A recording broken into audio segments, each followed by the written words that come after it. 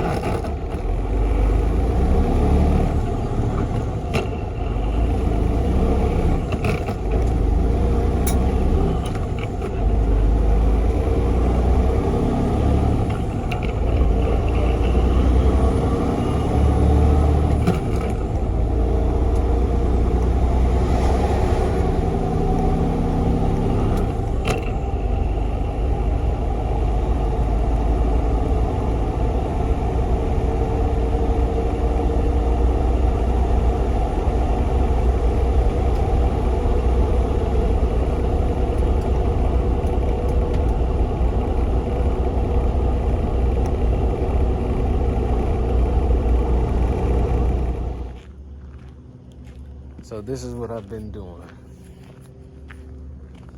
I just started to do.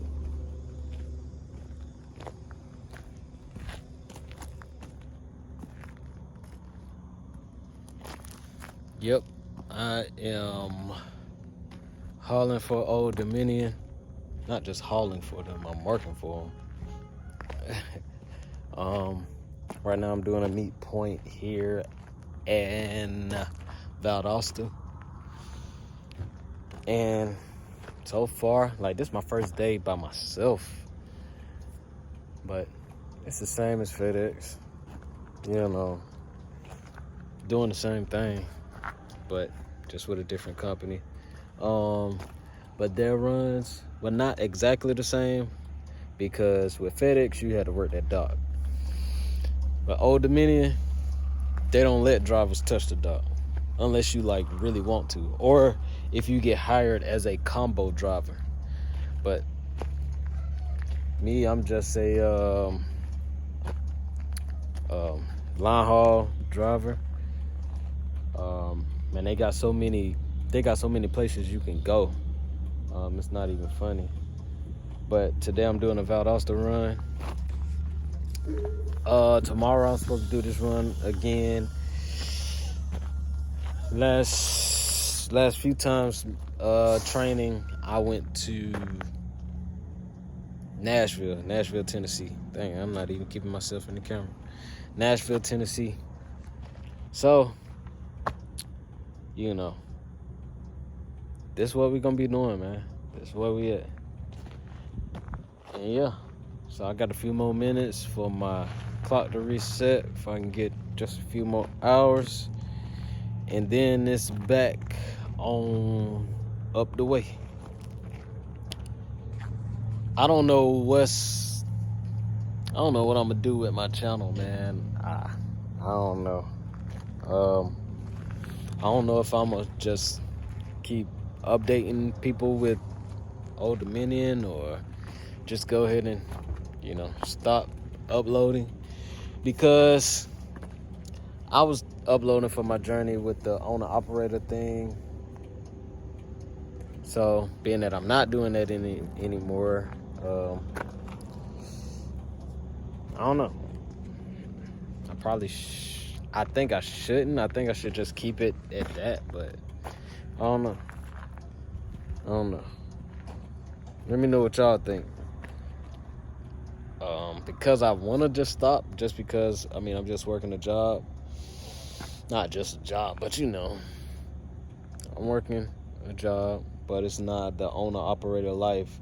I know some of my followers came for the truck, being that I sold the truck, I sold the trailer, and now I'm not even the owner-operator anymore. So let me know if you guys want me to keep updating you, or or what. Just let me know. Thank y'all for watching. I appreciate y'all. I appreciate the people that just subscribed and, just trying to stick around and see what I'm going to do next. And I thank you guys. I appreciate it. Sorry that I couldn't keep going, but it just didn't make sense for me. It just didn't work in my favor. Could it have worked? Yes, if I would have been, away from home a little bit more. That's one of the main things, being away from home a little bit more. And also, but another thing, I didn't want to haul cheap freight. So, out there working for a few dollars just wasn't worth it. So, yo, what up, people? What up? Coming back to you with a video. I don't know if I'm gonna add clips and pieces before this or after this, but I'm gonna give you my experience on my trucking business, how I was moving, how I was operating.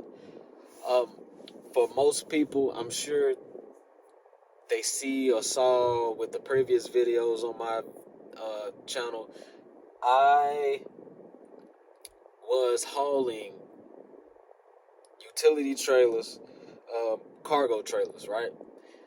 It's set up for also to haul campers too, but I wasn't hauling those. So, uh, so what I did was, obviously I'm not hauling for myself anymore. I went back to the LTL industry, and these are, this is my experience. These are my thoughts on it.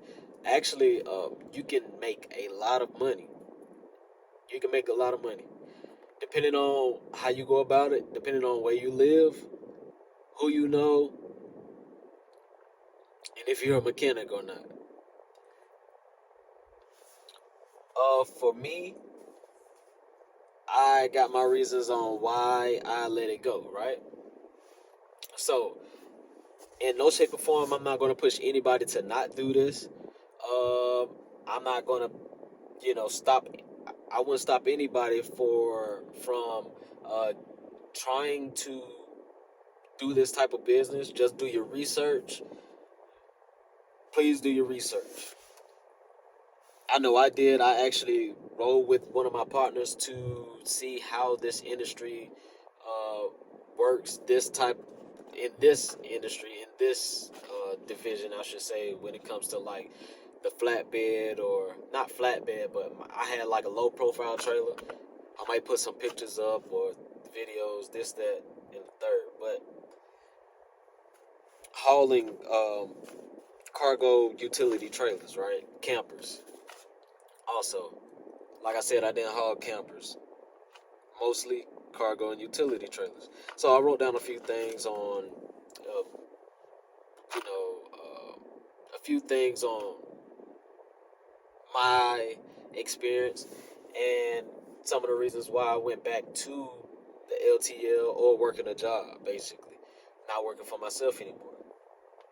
So, like I said, you guys can do what you like. I answer all the questions that you have for me. Just put them down below, and I'll try my best to. Well, I know I'll get back with you. It might take some time. It might be immediately. So, but I will respond to comments, and I will respond to your comments. So, number one, uh, and this is no shape, no order, I should say. I just wrote them down as I thought about them and things like that. So here we go. One of the first things is how much is worth your time, right? So my setup, I had a '94 Volvo WIA. So it was a single axle setup. I had a single axle trailer. Had semi tires on it, semi axle, 20,000 in the back, 20,000 as my my drives on my semi. So that's just to give you the type of setup. If this is your first time seeing a video of mine, just giving you overview, right? So first, how much is worth your time? So in this industry, everything is on you, right? So you get paid by mileage. When it comes to that, you gotta look at how much time it will take you to prepare for this, to make this run, to go and get the trailers. Then you have to actually drive to go and get them, right? It's going to take time for you to load them. Then it's going to take time for you to take it to the destination. It's going to take time for you to unload, and you have to consider all that for whenever you go and try to make a check for the day, for that day, right? So obviously, whenever you deliver, you got to make sure it's at a certain time, or not many dealers will let you deliver at you know different times of the night or all through the night. So with that being said, you got to be cautious of your time, right? So also, whenever you drop off, you want to get something coming back. So you don't want a deadhead. If you deadhead, then you basically cut your rate per mile in half. So when trying to pick up vehicles, um, my partner and I was using Central Dispatch. The vehicles on there just wasn't paying. Everything that was on there, you want to call to try to negotiate a better price, because some of them, they charging 50 cent a vehicle, 50 cent, 75 cent. I've seen as low as 35 cent. Uh, it's just not paying, right? It's just not paying. Now you have to also consider how much time it would take for you to pick up the vehicle. Well, actually go there, then pick it up, then take it to its destination. So me, I was the type of person that I didn't want to stay out multiple days. So depending on how you operate, it was easier for me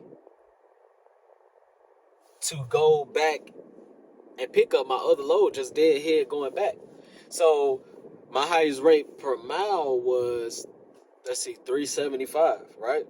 So if you cut that in half, that's like $1.87 a mile. So, but the thing is, you go ahead and get your other load. So either you can cut that in half to where you can go ahead and get your other load, or you might be out another day or two to pick up and deliver the vehicles, the cheap vehicles that you have on you. So that's something to consider. Um, that was a thing that I didn't like. You want to make more money, but to make more money, you might have to stay out a day or two. And the main reasons why I didn't want to stay out a day or two is because I have a 1 year old. So well, he's two now, but I have a 1 year old that I'm trying to get back to. Being home with the family, and also responsibilities, taking care of things that's at the house, um, things like that. Also, the second thing, consistency. Um, whenever you, when I started, I was starting at 375 a mile. So a lot of things wasn't consistent at that rate. Now you can get consistency at that rate if you plugged in with somebody, or if you plugged in with a company that only wants you to run for them, and they can say, "Look, I charge you 375 a mile. Just go and get my trailers here, and in a safe manner. Not just safe, but damage free." Now I say that to say it's been times to where if you deliver a load and you have damage, you have to pay for that. It's on you. You have to pay for that. So say if you that just come out of your rate per mile, or that check that you think you're going to get for $1,600, $1,700, you might have to take $300 off of it. Um, Another thing with consistency, different companies pay different rates. When you out here trying to hustle and get it, 375 is pretty good for what we have. If you, I've seen low rates to where it's 275.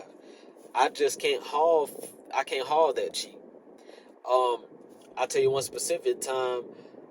I was told to go and I can go and get this load. It's there on the lot. They need it gone. I go and get it, and what I should have done was call the dealer before I even put it on my trailer, right? So I didn't call. I just went ahead and picked it up, did that.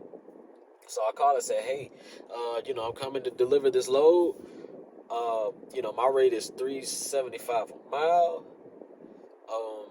And they didn't like that. They was like, "You have my load on your trailer. I don't pay. That's just too much for me to pay. I pay 275 a mile." And I'm looking at my, I'm like, I definitely can't run this for 275 a mile. Um, and there was an issue. So I told my partner, actually told the manufacturer, the lady that runs the manufacturer, like, look, we can't run these loads for this cheap. They had they was talking back and forth, and I'm talking to my partner that got the load for me. I'm like, look, I can't, I can't run this. It's like running for less than gas money, really. And so after a few talks, after a few conversations, the manufacturer actually had to pay me some money to offset our price to what they was paying, to where it can be an okay rate to even take it up there. So you have to watch out for that. Different companies pay different things. Another thing with consistency, you may be off most of the what I'm saying, on the weekend. Um and holidays. That's a consistent thing. When you want to work, you want to come up and get it. You may occasionally be able to pick up a load on the weekend. Most of the time, not. But if you know somebody that trusts you, that you've been running for, you can go and pick a load, or you can go and pick up a load, say Friday during the day or Friday night, and just deliver it Monday morning and get a check on Monday morning. That's what my partner used to say. Like, you want to get some, to where you can deliver it Monday morning. You got to check on Mondays. You'll start loving Mondays, which I did, which I tried to do. If I can try to pick it up Thursday or Friday, shoot, even Saturday morning sometime. If I can deliver Monday morning, it's a good week already, right? So that's one thing you want to, and that was a good thing. Um, Another thing you want to consider is what works best for you.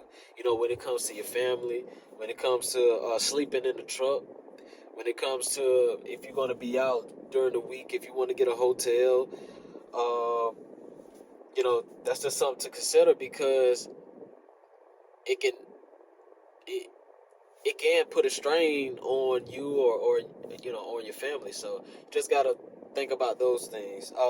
At times it did with me, because I didn't want to stay out. Being that I didn't want to stay out, either I have to consider, like, okay, I can go home early and then try to get a load, like the Monday, or end up being out and trying to deliver something Monday before I can get a check on that day. So that's just something to consider. Also, if you're not a mechanic, you're gonna have to depend on people or companies to fix your truck. That's a big thing in this industry. Whatever you break down, it's on you. You gotta pay for everything. Um, that's just a thing. Being honest with myself, I wasn't a mechanic, but I tried my best to do little things that I can do or fix or finagle with. Um, but if it's big things, if it's things to where somebody needs to come check out, it can cost you not only time but money. But it's best if you know diesel work or how to work on a truck, or if you know somebody that you trust somebody to work on your truck. So, and another thing, with my truck, I had an older truck. So they're not making those type of parts anymore. Not only that, it's harder to find those parts on older trucks that's in like a junkyard or a salvage yard. So that could be an issue. One of the last things I tried to look up was a back pipe for my turbo. It just wasn't. I couldn't find any. Not only that, the last person I talked to, they said that they just don't make those anymore. So I'm like, that was an issue. So if you got an older truck, yes, it's easier to work on, but just think about, they might not have those parts. Especially for me, I had a different, I had a Volvo. So maybe if it was a Freightliner or a Peterbilt, it probably would be easier to find those parts. But a Volvo with that make and model, they didn't have any or had many. Now, another thing, when you make money, what else comes along with it? When you work at a job, you get 401k, you get sick time, you get vacation, you get insurance. So those are some perks. Um, if you make a certain amount of money working your trucking business, then depending on how you distribute those things within this, uh, it can work. When you get that consistent money coming in, it can work. If you working a job like this or LTL or whatever you're doing, if you living below your means, it can work. Working in the LTL, working in the LTL, they pay decent. So if you work, below your means or spend below your means, you'll be all right. You just have to know, just how to do that. I mean, you just have to know how to do that. But see me, of course, like I was doing well with FedEx, but I saw this industry. My partner was in this industry. He showed me a few things, and I was interested. So if I wouldn't have took it, I still would have had that itch to take it or to do those things on my own. So I'm glad that I was able to at least experience it, right? So another thing to consider when it comes to fuel, that's something that you have to consider in what you're making. You have to put that back in the truck. You have to put that money that you're making into a repair account or a maintenance account. Just things that you have to put to the side, because that money that you're making, you're not making all that money. You have to put that money back into the company, into an account in case things go wrong. You got to save for taxes, things like that. And repairs come out of nowhere. You know, fuel, it goes up and down. You have to pay for that. So that's just something else to consider. Like I was making pretty good money when the rates were good. Um, you know, you can you could drive and deliver a load in what 6 7 hours, just say 5 or 6 hours, and make a $1,700 check, right? But it probably took you 6 hours to run that. It'll probably take you, let's just say 3 hours, let's just say 2 hours to deliver it. It probably took you 3 hours to load it. It probably took you 2 hours to go and get it. It probably took you an hour and a half to prepare yourself or prepare a lunch or whatever to go to the truck to go and start working.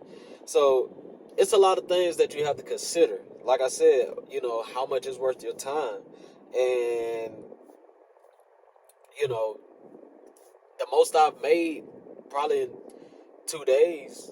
In 2 days was like $2,700, right? But the most I've spent in 3 or 4 days was about $3,300. So things can flip, things can turn. It can be good, it can be bad, just depending on how you go about things, how you operate your business. Um, and I feel like this industry is specialized. So for the people that's in this industry, I feel like if they all came together and just said, "Look, we're not going to operate less than $4 a mile," these people have to have these trailers to have their business running. So I feel like that can actually happen, but I understand a lot of people, a lot of drivers aren't going to do that. So, but I know if they come together, everybody can eat and everybody can eat well. Um, but it is, it's pros and cons to this. Another thing is, say if you have some type of passion, you might not be able to do that, or hobbies, you might not be able to do that as much.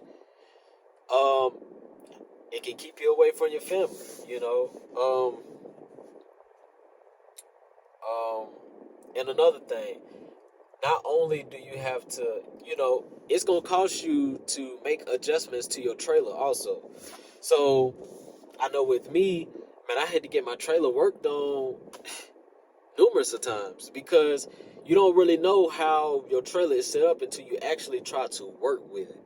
So you may feel like, this is how it'll be whenever you get your trailers, but you won't know until you get on there. Or you won't know until you try to put that load up there. So, it's best to have somebody that that's in it, somebody that's training you, or if you have the same type of setup as somebody, you'll know exactly what to do. So, but like I said, that goes with doing your research. Um, um, like I said, with damage, say if you paying, say if all right. So I'm gonna give you guys an example. So even with no, I'm gonna just tell you with me. So sometimes it'll take 2 hours to go and pick up a load. Uh, let's say go and pick up a load, 2 hours, 3 hours to load it, for 5 hours to drive to the destination. It might take 3 hours, 3.5 hours to unload it, right? So say something like that pays $1,600, right? And say if you got some damage, you didn't know, right? And this happened to me. I had a door damage from the jack. So that was like $300 took off of that $1,600, right? So you had to take away that, and then you still have to pay for your fuel, and not to say if you gonna deadhead back, So you know that money is you know going. So it's just things to consider. I thought it was for me, and if I would have worked harder, if I would have, I guess, stayed out longer, uh, it could have worked. But the thing is, I just would have been making it work. I saw myself not getting past the place on where I started before I even jumped in the industry. So it just made sense for me to get out. I wasn't making as much money as I was when I first came in, and also um, it would have take it would have took a lot more time to chase that spot on where I was before I even got in to this industry. So, um, but that's just my experience. Yours can be different. Other people's are different. Some people going to say I wouldn't have quit. Some people would have said I wouldn't have gave up my job, and that's fine. I just had to experience it for myself. I see what happened, uh, and that's what happened. So, um, this might be my last video about what to put on my channel because I know most people was following me because of the owner operator life when it comes to hauling cargo and utility trailers. So